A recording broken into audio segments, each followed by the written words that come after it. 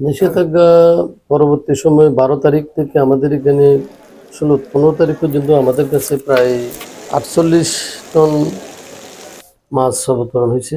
এর মধ্যে আমরা গভর্নমেন্ট রাজস্ব পেয়েছি প্রায় ৪৬,০০০ টাকা এবং উক্ত মাছের বাজার মূল্য প্রায় ৪০ থেকে ৪২ লাখ টাকা হবে আর কি। ইলিশ আপনার প্রায় ৪ টনের মতো ইলিশ মাছ অবতরণ হয়েছে আমার এখানে। বর্তমানে তো এখন সাগরে ওয়েদার খুব একটা ভালো না, বরি আবহাওয়া পরিবেশ বিরাজ করতেছে, সেজন্য মাছও একটু কম ধরা করতেছে। সমুদ্রের মাছ, জেলেরা মাছ ধরা খুব কষ্ট হচ্ছে, যাচ্ছে না বোট।